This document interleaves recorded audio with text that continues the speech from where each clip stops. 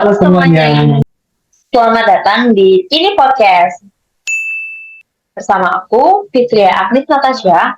Akan tetapi kali ini aku tidak sendirian dan aku ditemani oleh rekanku. Aku Radha Abdulaziz Hidayatullah. Aku dan Aziz merupakan mahasiswa aktif semester 3 di Universitas Universitas Sriwijaya. So guys, di sini kita akan membahas tentang mengapa sih kita itu harus menjadi seorang pemimpin.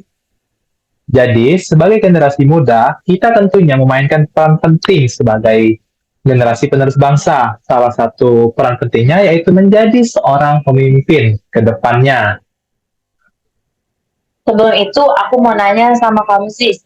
Menurut kamu apa sih makna dari seorang pemimpin itu sendiri? Oke, Ines.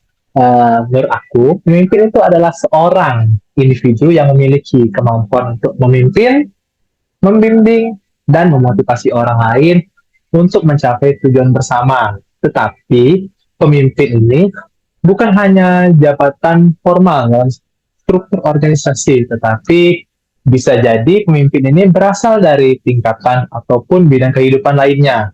Dan juga, pemimpin ini memainkan peran penting dalam membentuk arah dan budaya untuk timnya ataupun organisasi tersebut, Nes.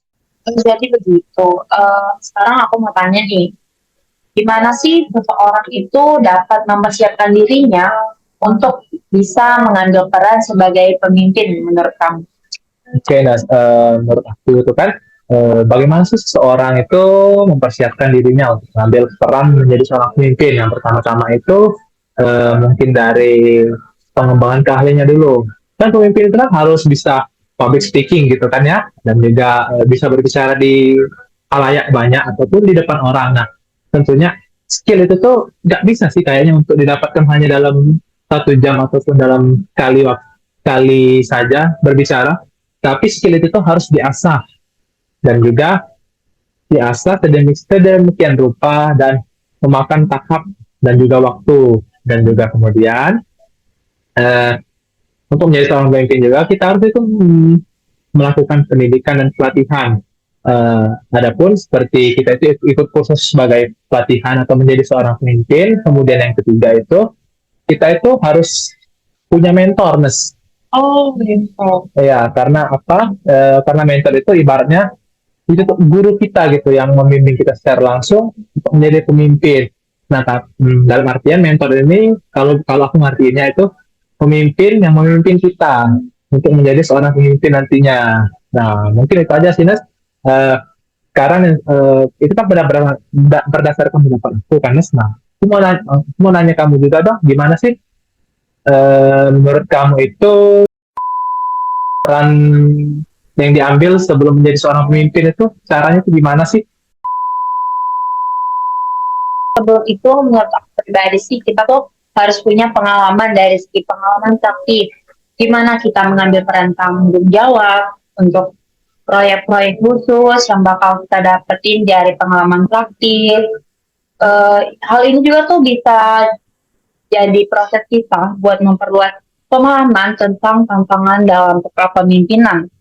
Terus juga kita juga harus lebih awareness sama diri kita sendiri. Kita ngelakuin evaluasi diri, cara teratur untuk memahami kekuatan dan kelemahan diri kita sendiri.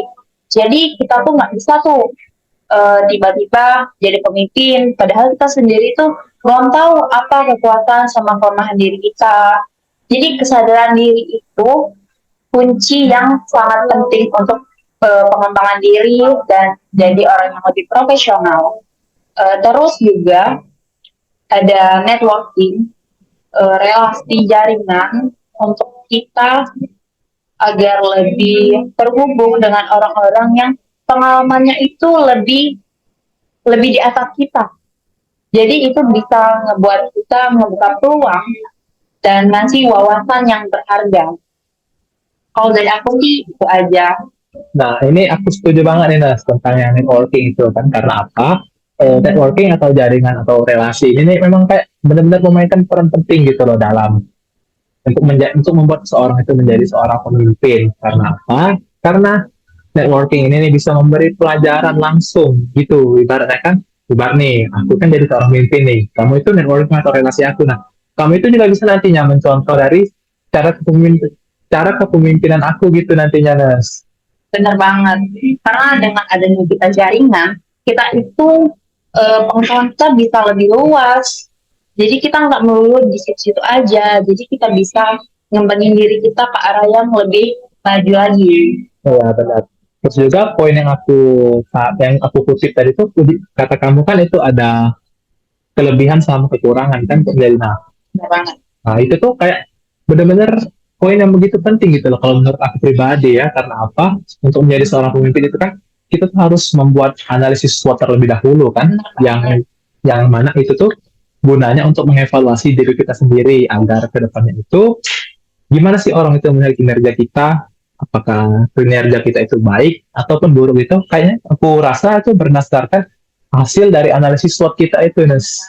Jadi kita bisa tahu apa kekuatan kita, kelemahan kita, peluang kita, sama ancaman bagi diri kita sendiri. Nah, itu benar banget teman-teman. Hasil analisis, menurut aku analisis SWOT itu tuh bisa jadi dan juga bisa digunakan untuk mengevaluasi diri kita ketika kita menjadi seorang pemimpin nantinya.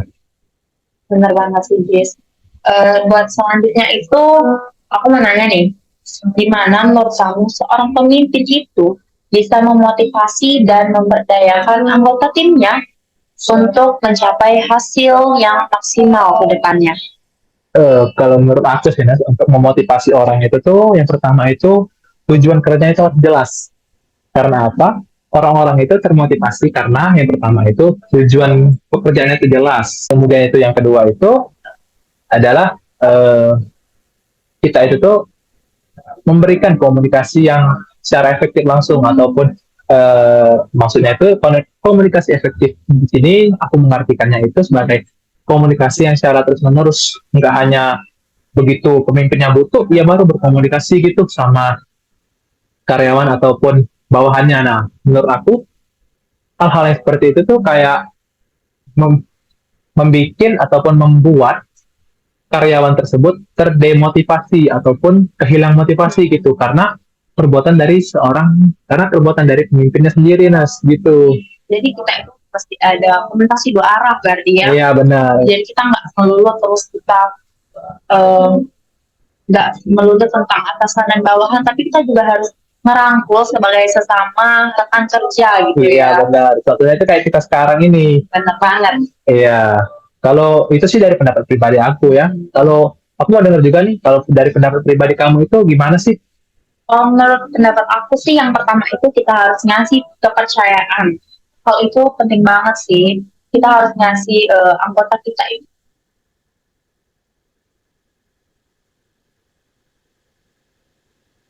dalam membuat keputusan dan ngasih ngasih mereka peluang untuk nunjukin kepercayaan, untuk nunjukin kemampuan mereka dan maaf, ngasih kepercayaan buat mereka dalam menunjukkan skill mereka sendiri. Lalu yang kedua, menurut aku itu kita ngasih lingkungan kerja yang positif, di mana kita ngasih fasilitas hubungan tim yang sehat, kita juga saling mendukung, kita merayakan pencapaian kita bersama, kita ngasih pengakuan atas usaha kerja keras anggota kita. Jadi kita tuh harus ngasih apresiasi ke mereka supaya mereka nggak tertekan gitu.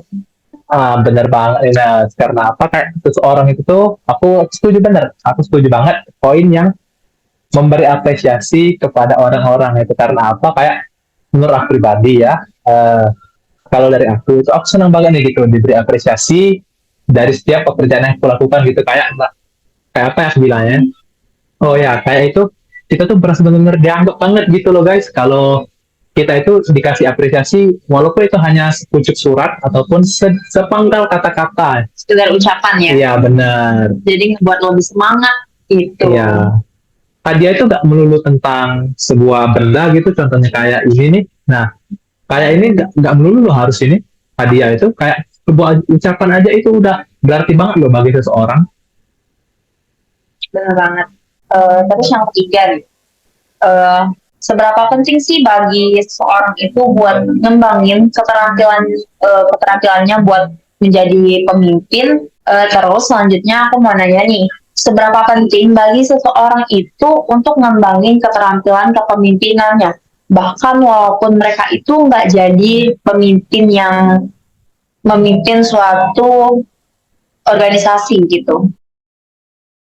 Oke, lumayan sedikit agak cukup berat ya pertanyaannya ya buat kita ya. Oke, aku jawab ya. Pertanyaannya tadi itu ialah kenapa sih seseorang itu harus mengembangkan kemampuan memimpinnya itu walaupun dia tidak menjadi seorang pemimpin ya? Oke, yang pertama itu kita tuh nggak bakal tahu sih bakal jadi pemimpin nantinya atau enggak. Tapi di sini jangan berkecil hati terlebih dulu teman-teman. Kita bisa saja menjadi pemimpin di dalam forum, masih dalam organisasi ataupun kelompok teman-teman. Menurut aku mengapa kita harus mengembangkan kemampuan kepemimpinan kita walaupun kita tidak menjadi seorang pemimpin, itu yang pertama adalah benefit yang kita dapat. Itu yang pertama itu kita bisa meningkatkan keterampilan berkomunikasi kita. Contohnya saja seperti ini nih, walaupun saya bukan seorang pemimpin tapi saya bisa nih berkomunikasi leluasa dan juga berkomunikasi secara leluasa dan juga pede gitu nih tampil di depan kamera sama teman saya ini nih, dan juga tidak.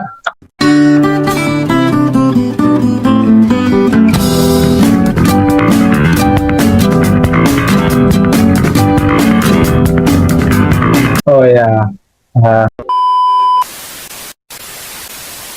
kemungkinan ini juga bisa melatih kita berbicara secara leluasa nih, contohnya seperti sama Om sekarang ini kan kita juga harus jadi seorang pemimpin loh untuk bisa berbicara seperti ini secara leluasa, dan juga kemampuan berbicara ini sangat diperlukan gitu loh untuk kita sebagai tim atau dalam membuat suatu proyek itu tuh.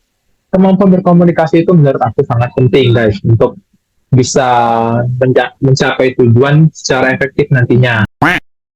Kemudian yang kedua itu yang kita harus yang benefit yang kita dapat ketika kita mengembangkan keterampilan walaupun kita tidak menjadi seorang pemimpin, itu berpikir secara strategis gitu guys.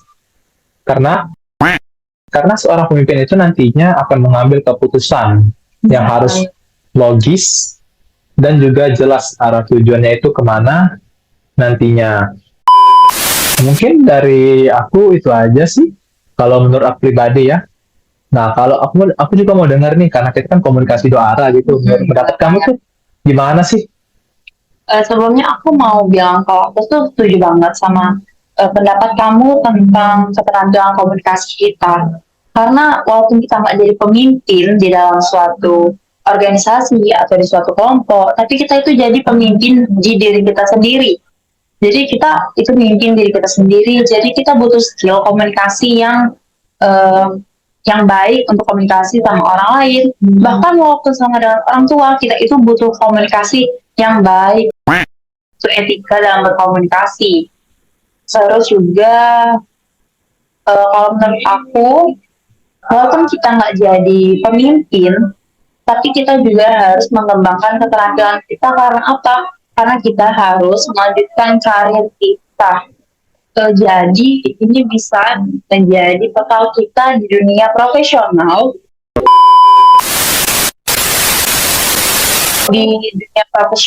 Dan bisa meningkatkan peluang kita buat ngedapetin tanggung jawab lebih besar di masa depan.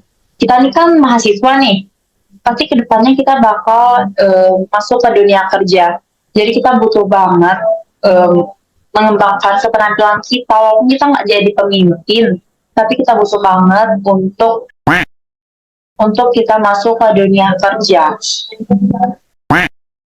Terus selanjutnya, menurut aku itu bisa jadi pemecahan masalah atau pengambilan keputusan. Oke, Nas, mungkin aku tarik dari sini mungkin keterampilan kepemimpinan yang kamu jelasin tadi itu kan ada sedikit nih menyinggung untuk masuk dunia kerja nih.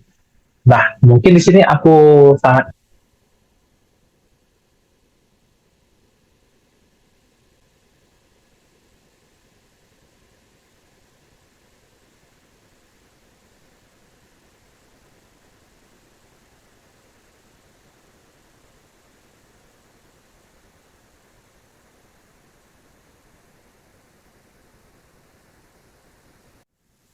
Di sini kayaknya kamu terus aja nih yang bertanya, mungkin kita gantian aja ya, Nes ya. Boleh. Nah, di sini aku meminta pandangan kamu nih. Gimana sih, Nes? Menurut kamu itu gimana sih pemimpin yang efektif? Apakah dia itu harus bersifat keras atau enggak, Nes? Kalau menurut aku pribadi sih, kepemimpinan efektif itu nggak selalu harus bersifat keras ya. Karena sebenarnya kepemimpinan itu sifatnya fleksibel dan mampu beradaptasi sama berbagai situasi dan gaya kepemimpinan yang kita butuhin. Kepemimpinan itu berhasil kalau kita itu menggunakan pendekatan yang sesuai ya sama kebutuhan tim kita, daripada kita tuh harus kayak keras gitu. Jadi kita tuh harus lebih ke kayak komunikasi tadi nih, kita harus komunikasi dua arah, ngasih apresiasi ke anggota tim kita. Mungkin ada ya di beberapa situasi kepemimpinan itu yang butuh kepemimpinan yang tegas dan bersifat langsung, terutama terutama waktu kita menghadapi tantangan atau krisis yang diperlukan dalam pengambilan keputusan cepat. Tapi selain itu tuh ada juga situasi di mana kepemimpinan itu lebih kolaboratif, empati, dan mendukung dengan lebih efektif dan membangun hubungan yang kuat sebagai sesama tim. Kalau menurut kamu pribadi gimana, Dis? Oke sih, kalau menurut aku itu kenapa sih pemimpin yang efektif itu, menurut aku pribadi ya, pemimpin yang efektif itu tidak harus bersikap keras sih. Karena apa ya? Karena orang-orang itu tidak semuanya bisa disikapi secara keras gitu loh. Benar banget. Ada juga beberapa orang yang harus kita sikapi secara lembut agar ia bisa bekerja lebih kompeten juga nantinya.